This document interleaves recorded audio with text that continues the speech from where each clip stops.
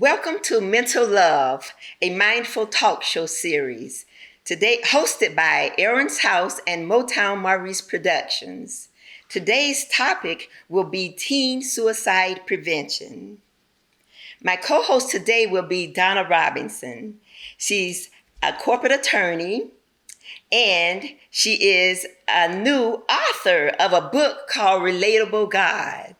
Hello, everyone. Our special guests today are Lisa and Chris Acierno.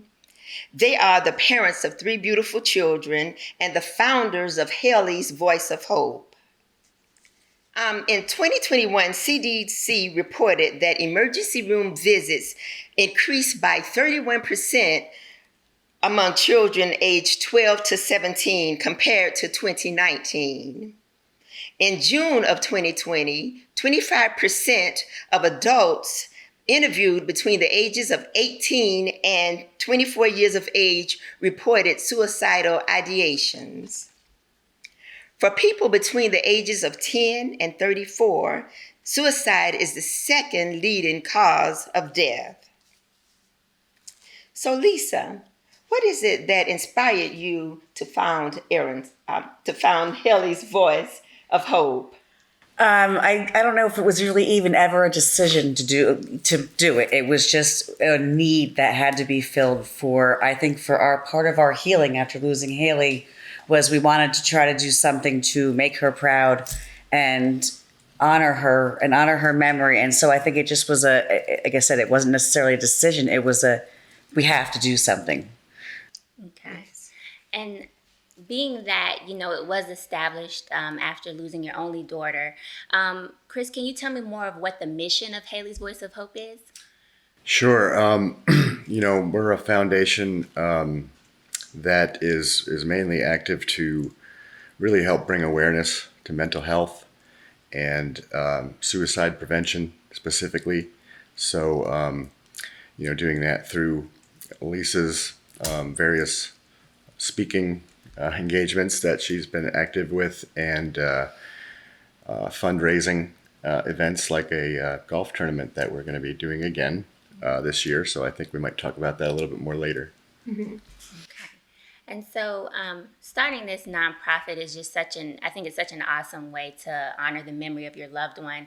And in learning about your story and what you all have gone through, I saw a lot of similarities between Hailey's Voice of Hope and Aaron's House. And my brother Aaron, he unfortunately struggled with mental illness for most of his life. And though that was one of his struggles, it wasn't what defined him. So can you tell us a little bit more about Hailey and if she also struggled with mental health issues? Hailey, and I hate it because it's so much, mental illness is portrayed so wrongly in so many, in the media and on the news and in movies.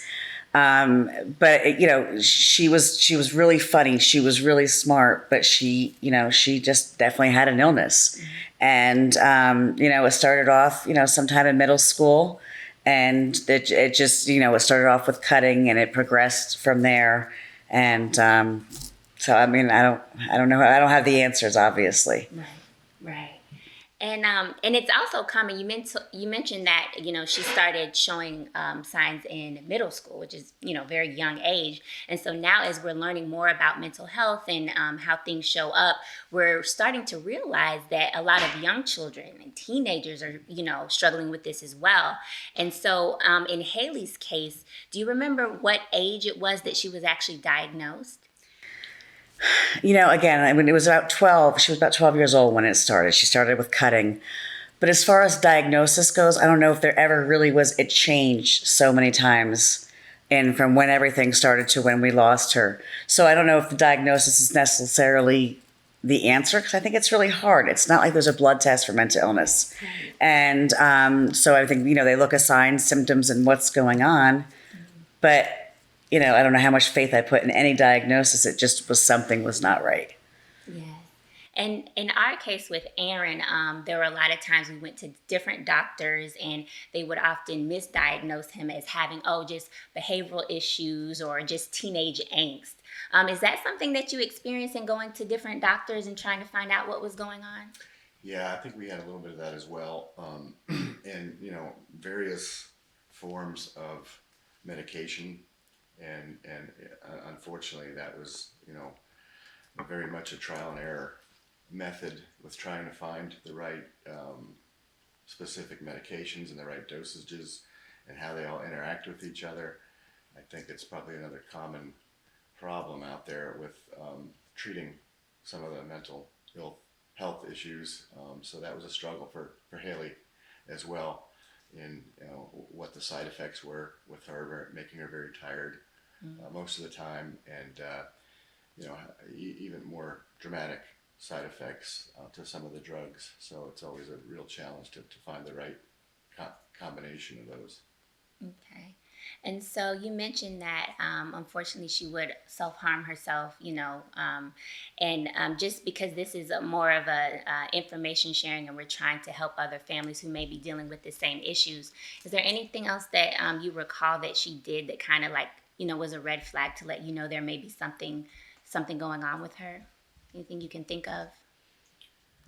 Other than the cutting. Well, I mean, that was the beginning of it. And then just things progressed from there. So the cutting started, and then she realized that we would know it was there and we would look. And then she started cutting, on her leg where her pants would hide it. But it just progressed from there. And then it was, a suicide attempt. And, but again, I mean, you wouldn't know if you met her that there was such a strong illness going on in her mind. I mean, like I said, she was funny. She always had a smile on her face. She didn't want people to know that she was struggling. She, if her friends were having a bad day, everything that was going wrong with her was just put to the side and she would take care of them. I mean, teachers, I'd go to conferences to try to explain to them why she was struggling with homework or whatever. And I would tell them, what was going on with her mental illness. And they really wouldn't at first believe me.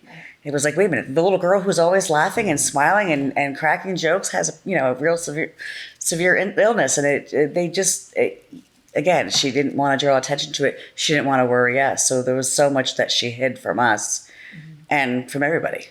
Right. And thank you for sharing that, because as I mentioned, that's something that Aaron struggled with, but it didn't define him because he was like the life of the party. I'm sure like Hailey was as well. There was never a dull moment with him. He was always the one to say things that you were thinking but would never say it out loud. And so even after he unfortunately passed away, a lot of his friends didn't even know that was something that he struggled with. But because we were his close family, we were with him, every day and seeing his ups and his downs, we knew it. But it was so easy for other people not to recognize Absolutely. it. It makes it very difficult in, people like that to detect. So, I think and I didn't myself for a long time.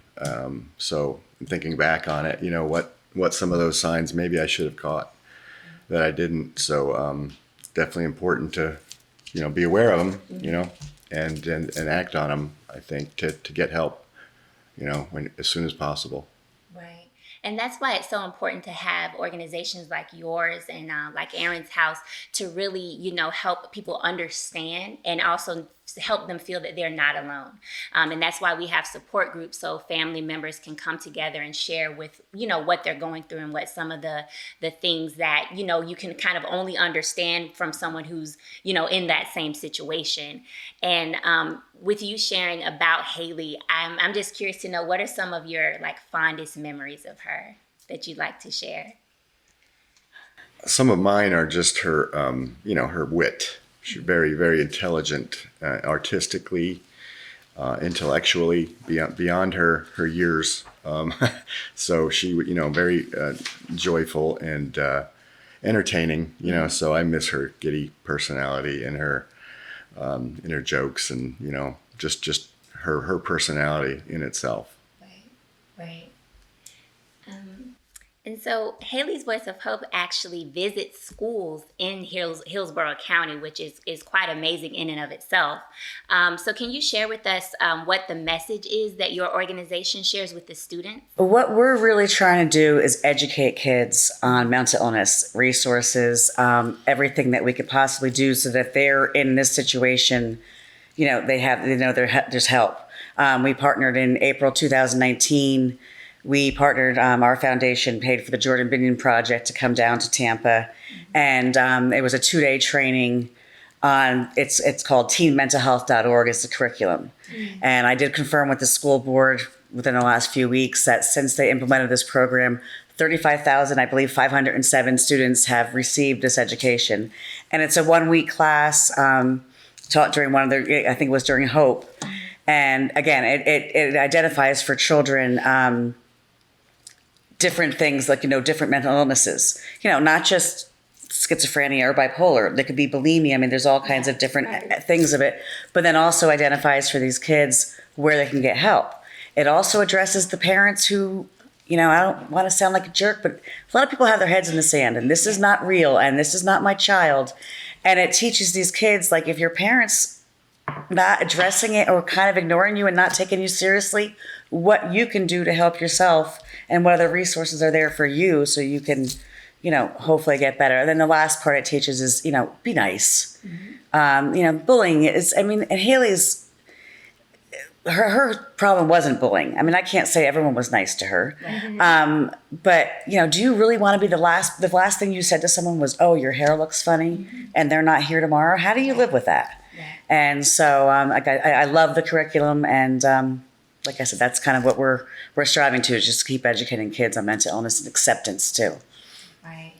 And I know it's, tends to be a difficult subject, talking about your loved one that's no longer here. But when you said over 35,000 students have been able to learn about mental health and about, what to do if they feel like that's something that's affecting them. And then you're just getting started. So, I'm just so excited to see where this is going. And I know Hailey would be so proud of you too. I know she would be. And so with that being said, how can someone, if they're interested in hearing you all speak, how can they get in touch with you about speaking engagements? Well, we've got a website and all of our contact information is on there. It's Hailey's Voice, HAILEYS voice.org. Okay, great. You guys are doing a great job. That is awesome. You have touched a lot of students' lives. And it's important that we talk about it, because if we don't talk about mental illness, we don't talk about suicide, we don't talk about it, then nothing is going to be done about it. And knowledge is power. So I met you through your website. I was scrolling and I saw something about the tournament.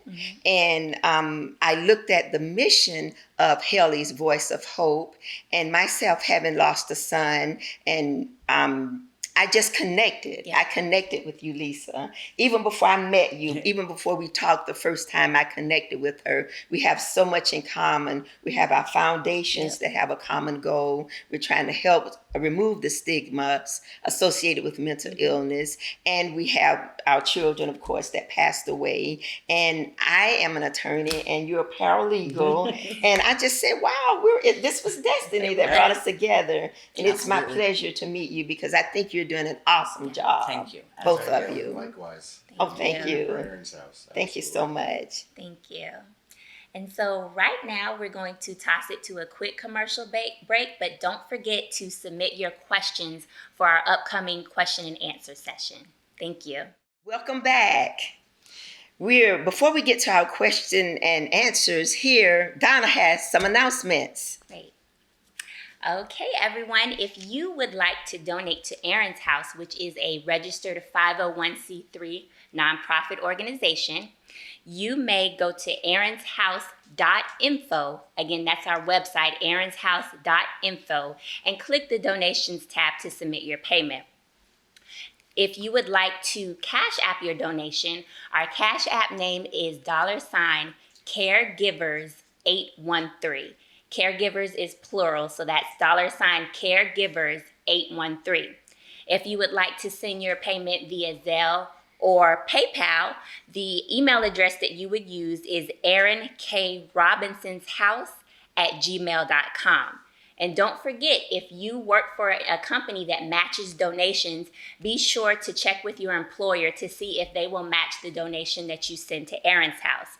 And last but certainly not least, if you're like me and you shop on Amazon probably a little too much, be sure to go to smile.amazon.com, select Aaron Keith Robinson Foundation as your charity of choice, and then any purchase that you make, a portion of those proceeds will go to benefit Aaron's house.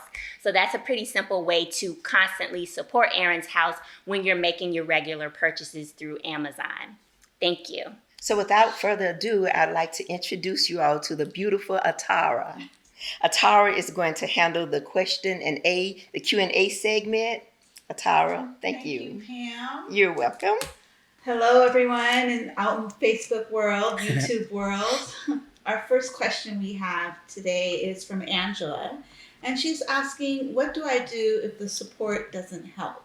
Good question. I just like to start off, if the support doesn't help, you just keep trying, Angela. You have to try. If you don't, if you have a psychiatrist or a psychiatrist and you feel that it's not a good match, you have to keep trying until you get the right match. Join support groups such as Aaron's House. We give support to caregivers of people with mental illnesses. And it's important that you have people to support you, because at Aaron's House, we have the resources, and we also have a clinical psychologist. And at Hailey's Voice of Hope, there's also support groups. And so you just have to keep trying. Try, and don't stop. It's very important. Anybody else? I kind of do the same thing. Don't ever give up hope. If it's not working, find another doctor, find a different medication. You've got to be your own advocate and fight for yourself, because it's vitally important, and you can win. I mean, you really can. Many families do win. And I also think, yes, you do have to keep moving forward and keep trying to help, and that can be overwhelming as a caregiver. So what I like about Aaron's House of Hope is that it works with caregivers, because while they're caring for someone, they also need someone to care for them. That's right. And they need to care for themselves too. And it can be kind of difficult to figure out, how do I care for myself in this situation? Absolutely. Yeah. And at Aaron's House, we teach the caregivers, one of the main things is self-love, and get help yourself, because if you don't have help, you're incapable of helping others. So that's very, very important. We teach them to have fun, enjoy your life, and take advantages of all the resources, because there are plenty of resources available. And I think, if I could interject for a second, I think that's why I love your foundation so much, is because we did walk that road. And as the caregiver or someone who's suffering from mental illness, it's a lonely road. Yes. People who don't have a family member with this condition, this illness, don't understand a lot of what we go through. Absolutely. And I think, it's there's certain things I couldn't say to my friends of things that were going on with Hailey because of that, stigma of mental illness. Absolutely. And that's why I love what you guys are doing, because I think the caregivers, they do beat a break and they do need help. And yes, I think it's beautiful.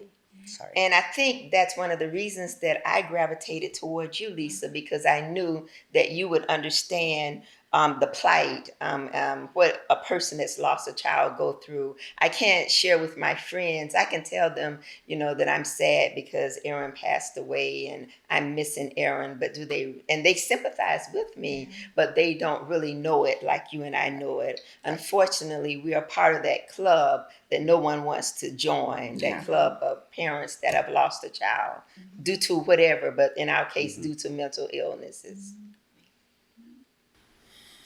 Angela also asked another question. She wants to know, if someone isn't suicidal, but clearly has is suffering from a mental illness and isn't honest in their therapy with their feelings and thoughts, what can we say to encourage them to get help or to face what's going on with them? It's a really good I know. question, Yeah. because it's not every day, or it's not really even common for someone to be vocal about, hey, I just had a suicidal ideation, or these thoughts keep coming up and I don't know what to do about them. But in my opinion, I think one of the best things to do is to share maybe some of your stories that you've had, even if if mental illness may not necessarily be your struggle, but just sharing those times when you felt hopeless or you felt just like giving up because of how life just happened. And what I usually do is when I'm talking to people who are going through a really dark time in their life, I share with them about how I felt when my brother passed away, what it was like my mental health when, getting that phone call, to the point where almost every time I get a phone call from certain people, my heart starts beating fast because I don't know, if something happened or, what to expect when I answer the phone.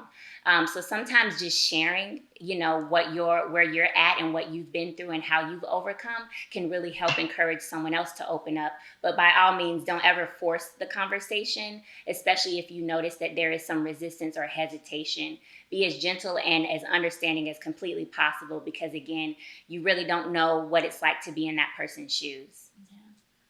And I think it's also important to listen, give them your undivided attention, not being judgmental. And if they say something that's kind of out of the ordinary, don't grimace or make faces, because they're hurting and they're seeking answers too.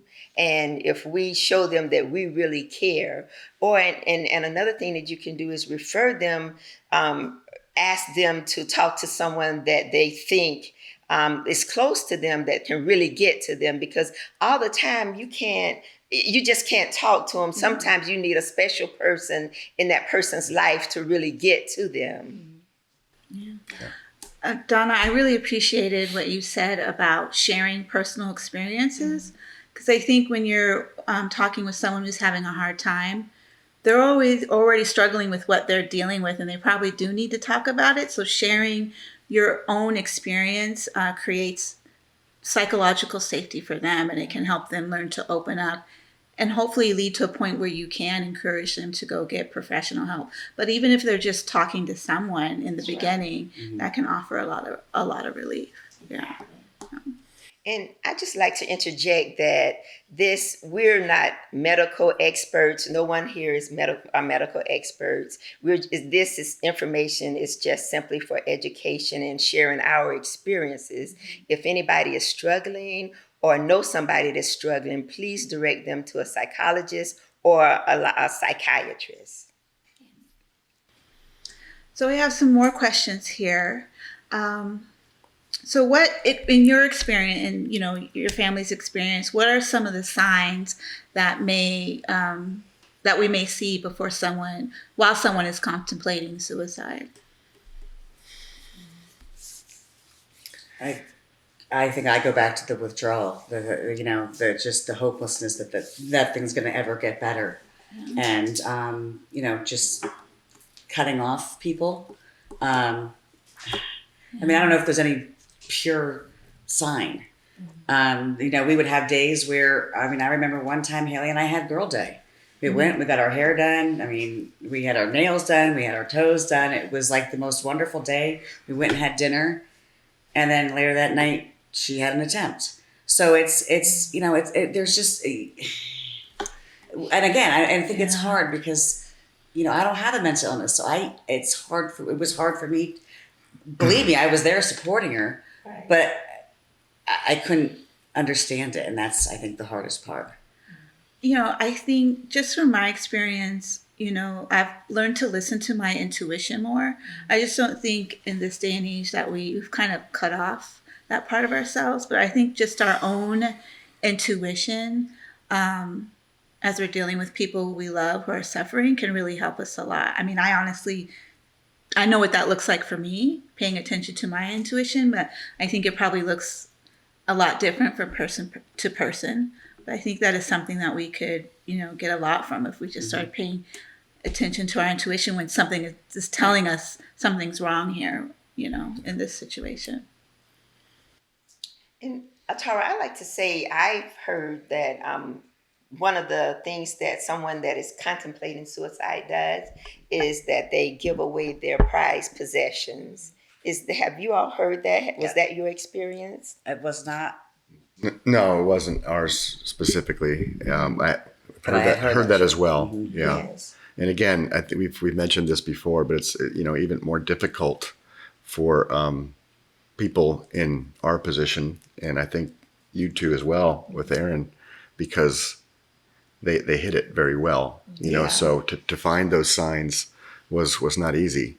So again, just back to the importance of when there is a sign, having to act on it is extremely important. Awesome. So I know earlier in the program we talked about bullying. Did either of your families experience have any issues with bullying with your children? Did that play a role in anything at all? As far as Hailey goes, we don't know of anything really specifically. I should say, she didn't really tell us. I think there was one or two maybe incidents that were probably, called normal type of a bullying situation. It wasn't anything chronic in her situation, thankfully. Yeah. So it wasn't part of her case. It was, like she had a cold one time and she coughed, and then a bunch of the girls would cough and make fun of her. That kind of stuff. Yeah. Like just not the horrible thing, but and then I'm gonna say it again. Be kind. She had some of those girls show up at her funeral. Wow. And it really bothered her friends. Yeah. And I'm like, well, maybe they're trying to make peace with that. They can't take back what they did, and hopefully they learned, and hopefully they change. It's so interesting how how this affects everybody. Mm-hmm. One person's suffering can really impact everybody. So we all, I think, is that we always say it takes a village. I am a firm believer in that. Yeah. Absolutely. Yeah. And I think that's such an important question, especially since the topic that we're focusing on today is, teenage suicide and things of that nature, is because when people refuse to show kindness, or they're just mean or bullying. And for example, you just never know where that person is mentally. So even though they may be putting on a strong facade, you don't know how your comments or your inconsideration can really affect them and take them over the edge. And so while bullying may not necessarily be the focus of today, I think it is important to mention and also speak to your children about. Ask them, is there any instances where when you go to school, you don't feel safe? Is there someone who continually, makes threats towards you, or, just trying to understand better of what they're dealing with? Because again, they may not open up and tell you, but it's important to at least try and ask those questions and see where they are and how they're handling that, so that if you do need to intervene as a parent or as a friend, at least now you know what's going on. Yeah. I have a question specifically for you guys. I know you have 2 other children, 2 boys, right? Mm-hmm. Yeah. How was the relationship between Hailey and her brothers? I think it was a typical sibling relationship. We have 4.5 years between our children. Mm-hmm. So, Ryan was much older. He was 8 years older than her, basically. But they always joked around with her. She joked around with them. Again, Ryan was in college, but he would go and take her out, for dinner and for ice cream. And I know we took her to Disney a few times. Mm-hmm. So, and they did. They would give Josh was the same way. He would give her a hard time, but this devastated them. This is something that they're not going to, wake up and have her here one day. And I think that's just, it's all of us. That is, I lost my brother not to mental illness or suicide, but, losing a child and then losing a sibling, I don't think there's words to compare like what that feels like. And you had mentioned, Pam, about how you felt an instant connection with Lisa because, you'd both lost a child. I kind of feel like that same way with Donna. I think we had that one conversation when we were prepping for this. But then when I saw you here yesterday, it was just like, just you instantly. And it's almost, I hate to compare it to like trauma bonding, but it's like you have an instant, you know you have had the same experience or same deep feelings with someone. Well, and when you talk about that, because that was something I read one time. It was right before like the first Thanksgiving we were having without Hailey. And I read something about the invisible sibling. How, you know, mom and dad got the cards and da, but I'm still here. I'm the sibling, you know what I mean? Yeah. And we weren't sure if we were ready to do Thanksgiving. And then I remembered Ryan. It's the year before. It's my favorite day of the year. And I was like, I can't not do this for them. And so that's what we've kind of focused on is like, I mean, they're still here. And, you know, we're not going to let them forget how much they are to us. And, you know, but I am probably like the crazy mom with always calling and are you okay? But, you know, it is. Yeah, it's gotta be hard as a parent to manage that grief between losing a child and then still having to be very present for your ones that are still here. Yeah. Do either of you have any suggestions about where to refer someone to if they do talk about contemplating suicide? I mean, Hillsborough County Crisis Center, I believe, is a very good resource. I've been there, I've met with them, taken their tour and that kind of thing. So that you can just call, 211? Yes. And they will get you to where you need to be. I mean, I've had many parents call me from various places all over the state, and they can't find resources. We're kind of lucky that Hillsborough County is the way it is because they are, like I said, you can call them. And so I've many times now called or emailed the crisis center and said, okay, we've got someone in Lee County who needs help, you know, and they help me with that. So I think they're a great source of information. Of course, then there's the American Foundation for Suicide Prevention. I mean, they've got counselors that you can talk to. So, I mean, I feel like there's, you know, just like I said, just keep looking, and all you have to do is hit suicide on a search, and it's going to come up. And I think, Chris, you mentioned NAMI. Right. That's another Yes. organization that's been pretty active, you know, and we've had some relation too as well. So, And I'd just like to add, if your loved one is experiencing an immediate crisis, you know, you can always dial 911. And it's important to ask for CIT, the Crisis Intervention Team, which is officers that are specialized and trained in mental health, you know, to come along and be sure to tell them that what illness your child is suffering from or your loved one is suffering from, they're not armed, you know, because oftentimes in the past, when law enforcement are called out, sometimes it ends up badly. So we want to make sure when we report what's going on, just report that your child doesn't have a weapon, he or she is mentally ill, and perhaps give them the specific diagnosis so that they can be prepared when they come. And the organization that Chris referred to, NAMI, stands for the National Alliance of Mental Illness. And if you do a Google search and look up the organization, like he said, it's a great organization, tons of resources, and they have chapters in different cities throughout the United States. So be sure to have, you know, these resources available because as we mentioned at the beginning of the program, I believe it was calls to the suicide hotline have increased 31% since the start of the pandemic. Yeah. So it's important that we all arm ourselves with this information because you never know when you're going to encounter someone who's facing a crisis. You know, that makes me think of a question actually. Did you guys ever have conversations with Hailey when she was in regards to having a crisis and you guys weren't around? Like what should she do? How, you know, what can she do to help herself? Yes. But when they're having a crisis, they're not necessarily thinking logically. And that's the whole problem is that the illness is speaking to them. And so they're not necessarily making the right choices or even thinking of, I'm trying to put into words. I don't even know how to say what I'm trying to say. You know what I'm trying to say? Like thinking of consequences. Like there's no real backup plan that you can prepare for. Like if we, you know, in school, we would always have fire drills. So this is what you do if you start to smell smoke. And so we would go through that.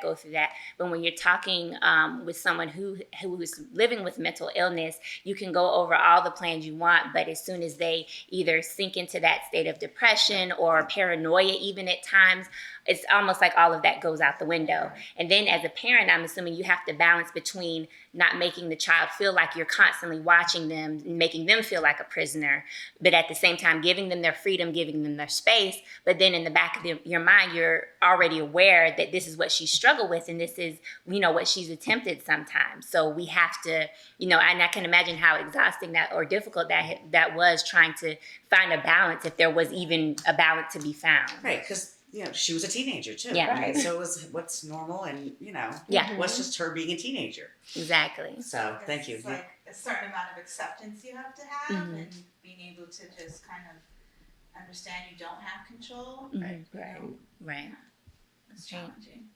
And so one of the questions that often comes up in these kind of spaces is, what would you say if you knew someone, or if someone shared with you that they were contemplating suicide? And again, like we just mentioned, there's no specific blueprint, as what I should say, what I should do. But is there anything that either of us can just think of that would probably help in that specific situation? As far as what would you say, where would you direct them? I would say, as I alluded to earlier, that it's important, very important, to listen to that person, give them your undivided attention, and just ask questions. I've been taught, and ask the specific, the hard question: are you contemplating suicide? Do you have a means? Do you know how you're going to do it? And at a person at this stage, they're usually open to tell you everything. And then once they tell you yes, you have to direct them to a therapist. You have to direct them to a therapist, a psychologist, or a psychiatrist, and even go a little further with them to make sure that they get the help, is to agree to go along with them. Mm-hmm. If they don't want you to go along with them, have one of their close friends to go along with them. And of course, ask them, is it okay if I tell John or Sue so that he or she can go along with you? The important thing is to make them feel comfortable, and don't make them feel like they've done something wrong, because they're struggling with an illness and they're reaching out for help. Exactly. And like we've said before, mental illness is an illness, just like, there are people who are living with cancer, people who are living with other diagnoses. Mental illness is one as well. And sometimes it can be undetected. Sometimes it's hard to really identify the signs. But one of the last things we would ever want to do is make someone feel as though they're a bad person for struggling with this. And this is why even recently we learned that we're careful not to say that someone committed suicide, because you can commit a crime, you can commit, another act, but with suicide and things of that nature, it's not something that the person should, feel ashamed of. So like Atara mentioned, creating that safe space so where they can share what they're going through and not feeling like they're about to commit a crime because they feel like they're having these ideations or thoughts. You want to make them feel supported and understand that they're not a bad person because this is what they have to live with. You're not a bad person if you are living with cancer. You're not a bad person if you got hurt in an accident. So why would you be a bad person just because you're living with a mental illness? And so this is the point that we want to just keep driving home as much as possible so that we can learn how to embrace people who are living with this and hopefully help them through it.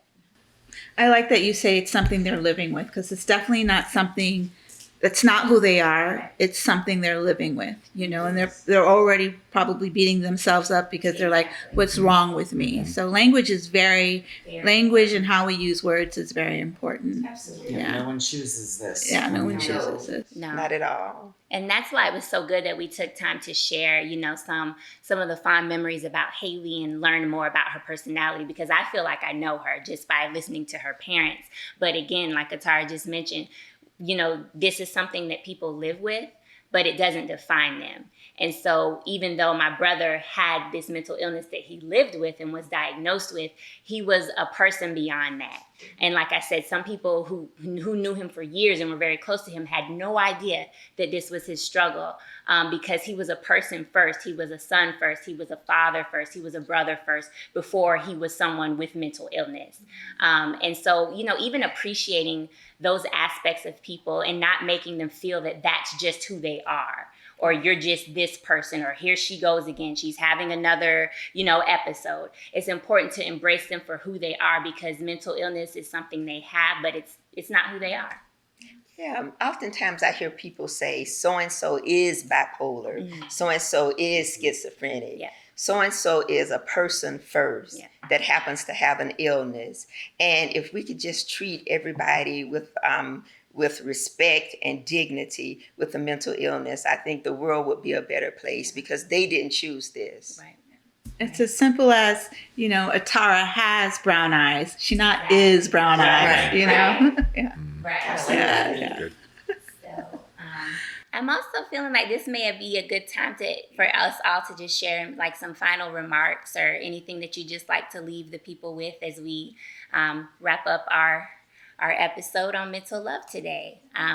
I'll go first, and I just want to thank Motown, Maurice Productions, and of course Aaron's House for hosting this and creating this space, and also to Chris and Lisa for being just so loving and so, easy to talk to. It's not every day that you can meet people and just automatically connect with them over a really sad situation. It's not easy for us as, family members of someone who passed away to talk about it. But again, when you connect with people, when you open up about your own struggle and connect with people who are going through the same thing as well, there's definitely something important to be found in that. And today is really evidence of that. So I just want to thank all of you.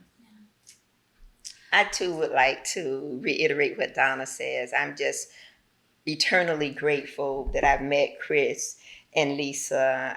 Like I said, I feel a kinship with them, and I thank you all for sharing Hailey with us, because we do feel like we know her. Thank you so much. And I'd like to thank Rodney, the behind the scenes cameraman. Hi, Rodney. And thank you, Atara, from coming all the way from LA to be with us. And last but not least, thank you, Motown Maurice, for putting this together. You've been a friend of Aaron's House for a long time, and the creative director of Aaron's House, and we certainly appreciate you. Very nice to meet you both, and you all as well. And hopefully it's the beginning of a new friendship. Yes. And and that's what I would leave everybody out there with. One of our points: just be nice to each other. That's right. Enjoy each other. People are people. That's right. So have fun with them, and don't be mean. That's right. That's right. Same as I appreciate the invite. I appreciate meeting you guys. I just want to leave with never to lose hope. Yeah. You can fight this, you can win. And, Yes. I just, there's always hope. Don't give up. Yes. Thank you. I want to echo what Lisa says. There is always hope, because that next step you take may be the hope that you find. So you have to keep going. You have to find the strength. And these organizations like Aaron's House and Hailey's House of Hope are kind of places where you can go to get help and the support that you need. I want to say thank you to Motown Maurice and for Pam for asking me to be a part of this, and to all of you for being so transparent with your stories and sharing them so authentically, because when we do things like this, it really allows people to not feel alone. Yeah. So that's important. Absolutely. And thank all of you for watching and bearing with us. And we just really want to encourage you to share this information. You never know whose life is going to touch. Again, as Pam and Lisa shared, they met through connecting through Hailey's Voice of Hope website. Mm-hmm. So if there's someone that needs this information, be sure to send it to them, post it to your social media accounts, so that the more people who have this information are better equipped in how to deal with mental illness, and also those who are living with it. And so with that being said, I just want to send a friendly reminder to please consider making a donation to Aaron's House. You can send it to our Cash App at $caregivers813. You can go to our website, aaronshouse.info, and click the donations tab. You can also send it via PayPal or Zelle to aaronkrobinsonshouse@gmail.com. And also be sure to look us up on smile.amazon.com. Search for the Aaron Keith Robinson Foundation charity, and then all the purchases that you make, a portion of those proceeds will go to benefit Aaron's house. And so with that being said, I'd like to toss it over to the founder of Aaron's House to close us out today. Thank you very much, Donna.